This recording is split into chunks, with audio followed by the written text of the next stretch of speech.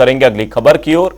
चुनाव का माहौल कुछ इस कदर नेताओं पर सवार है कि वे किसी न किसी तरीके से अपने वोटर तक पहुंचना चाहते हैं।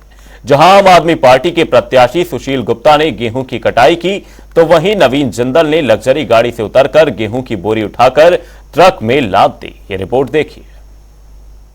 लड़ाई गेहूं पर आई, किसी ने काटी फसल, कोई बना पल्लेदार। चुनाव में गेहूं का शोर। लोकसभा चुनाव के ऐलान के बाद चुनावी सरगर्मियां बढ़ गई हैं। प्रत्याशी वोटरों को लुभाने के लिए तरह तरह के प्रयोग कर रहे हैं। इसी कड़ी में देश के चुनिंदा इंडस्ट्रियलिस्ट, करीब 2000 करोड़ के मालिक और हरियाणा की कुरुक्षेत्र लोकसभा सीट से बीजेपी उम्मीदवार नवीन जिंदल चुनाव प्रचार के दौरान पल्लेदार बने नजर आए।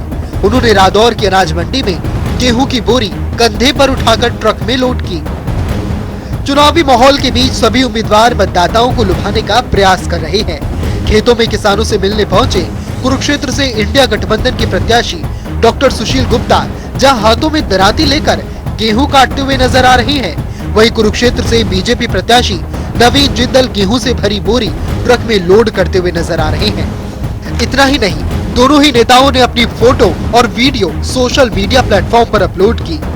दोनों नेताओं का किसानों के बीच जाना ये साफ दर्शाता है वो किसानों को खुश करने का प्रयास कर रहे हैं। सुशील गुप्ता पिहोवा के खेतों में पहुंच गए, जहां गेहूं की कटाई करी।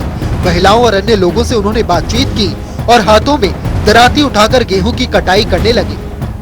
2 दिन पहले विदेश से आकर चुनावी जंग में फील्डिंग जमाने वाले नवीन जिंदल अपने भाषणों में ये कहते हुए सुनाई दे रहे हैं कि वे अन्य पार्टियों के उम्मीदवारों से बहुत आगे हैं। वहीं नवीन जिंदल ने अनाज मंडी पहुंचकर गेहूं की बोरियों को ट्रक में लोड कर मजदूरों से बातचीत की और एक बोरी खुद ही गेहूं की बोरी उठाकर ट्रक में लोड करने लगे। लुभावनी भाषा और कामों से प्रत्याशी लगातार जनता की नजरों में चढ़ने का प्रयास कर रही हैं। नवीन जिंदल देश की सबसे अमीर महिला के बेटे हैं। उनकी माता सावित्री जिंदल 28 मार्च को ही बीजेपी में शामिल हुई थी।